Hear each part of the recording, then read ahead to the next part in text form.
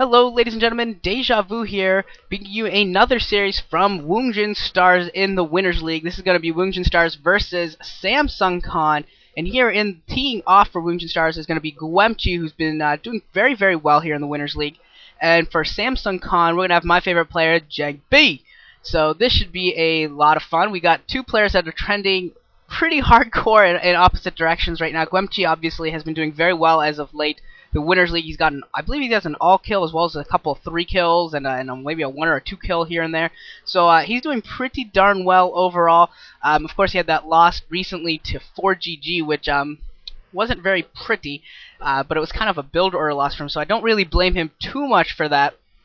And we'll see what he's got here against Jangbi, against a dragon in a PvP matchup. Guemchi starting out in the bottom right in red, and Jangbi, after the color change, is in the top right in yellow here on Fighting Spirit. Now, according to the Kespa rankings, we've got Guemchi has trended up all the way to 21st place, according to Kespa, and Jangbi has fallen. He's gone all the way down to 18. I'm pretty sure at some point he peaked at like 3 or 4, maybe even second or so. But that was his peak, and he's dropped all the way now to 18th, and it's been a long and steady drop for the past maybe 9 months or so. Ever since those 2 MSL silvers, he's just been trending down and down and down.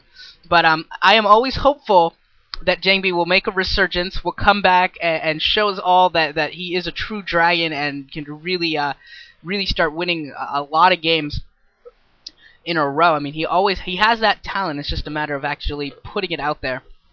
We got both players starting out very, very standard here and throwing their scouts out. Jangbi's actually going, unfortunately, in the wrong direction, and Guemchi is going in the correct one. So that will be a scouting advantage, particularly if Guemchi can get a Zealot on his ramp, which he should be able to do.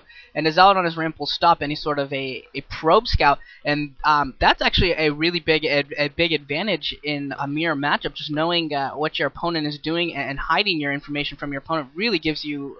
You can pretty much do any option that you want, and your opponent will not be able to do a true hard counter. Instead, will have to kind of play middle of the road.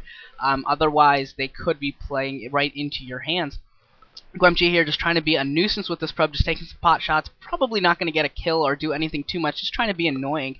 Jangbi is too good at this matchup, too good at PvP to really allow himself to fall to a little probe here or a probe there. Probably not going to be enough. And there's the Zealot for Guemchi going to the ramp, so that's going to be there in time.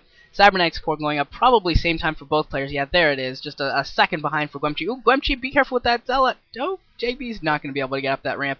And long range that probe. Oh, Jangbi trying to get up. That was pretty cute there, using the long range of the probe to attack the Zealot, forcing the Zealot to come down and then try to ring around to the other side. But Guemchi was having none of it, not falling for that at all. Guemchi was able to defend against it. So Jangbi is absolutely not going to get a scout on, and Guemchi is still getting that nice scout on. We got a second gateway here from Guemchi.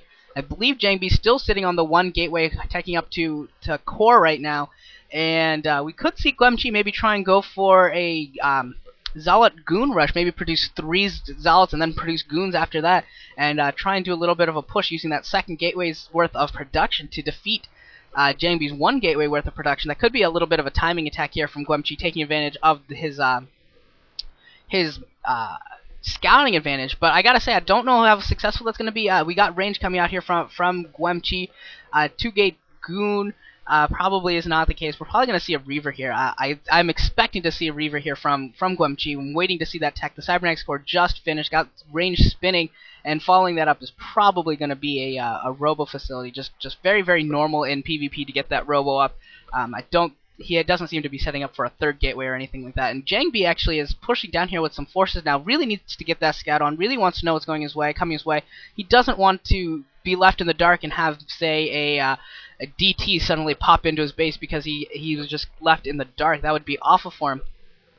So he's pushing out here, and the thing about this is that as long as he's able to put some pressure on, keep some scouting information on, he'll at least have vision of the Dark Templar blur as it walks by his probe or his forces as he's going. So that'll give him some warning. It's not perfect, of course. It's not perfect as opposed to an actual scouting, but it's enough that he should be able to get an observer out in time and put down the observatory rather than the Robo facility, the support bay, but now his scouting probe does get taken down there. And we got another Is that a second robo from? No, that's the first robo from Guemchi. I got really confused there. I thought that was a second robo from Guemchi. So at least for Jangbi, he's got the robo facility coming up a little bit earlier. So if he is going Reavers rather than Observers, rather than going Observer Expand, he will have Reavers out before Guemchi. So even though Guemchi, it will have a few more Dragoons here because he's put down that second gateway. He won't have as much of a military advantage once that that Reaver pops, but it's a matter of whether or not he's got time to get that Reaver to pop. We see Guemchi pushing out now. I believe he has about 5 Dragoons and 2 Zealots,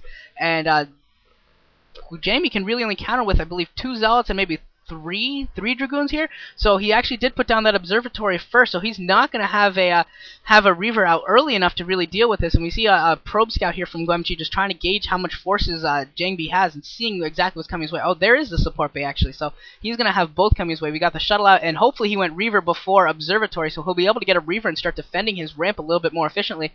Guemchi is putting on the contain right now, sounding up there with the Zealot, realizing that it's going to be really tough for him to push up there, but he can put on a really strong contain. We got 5 Zealots there, we got a couple more trending up, and Guemchi putting down his natural expansion, so he's trying to take as many advantages as he can right now, getting his observatory and his support bay up as well. So Guemchi is just going to try and bide his time, going to make Jangbi play defensively, and we do see the observer out before the Reaver, so this is going to take some time for Jangbi to break out of this. He really needs that Reaver before he can start pecking at these forces. So Guemchi maybe actually could come away here with a pretty significant advantage. His Nexus is coming up. His Nexus will be up well ahead of Jangbi. So once Jangbi's Reaver pops, he's going to need to break out here, and he's going to need to do some counter damage, whether that's taking down a lot of military or taking out some probes. It's going to be very important that he does that, otherwise he's going to fall behind in the later stages of this game, as Guemchi's tech and his money will start to add up and really take advantage here in this game. It does look like an observer for Guemchi has popped out here. He's going to try and pick off the observer for Jangbi, but not going to be successful here. Jangbi able to get that observer out of the way. And there's the first Reaver. So here we go. Now we're going to get to see some Reaver micro from Jangbi. And Guemchi's Reaver has not yet come out. And Jangbi is pushing out right now. And Guemchi not having any of it. Not going to engage at all. Very, very smart play here by Guemchi. Not going to allow any Reaver scarabs to even hit him. I'm just going to play relatively conservatively, play relatively defensively.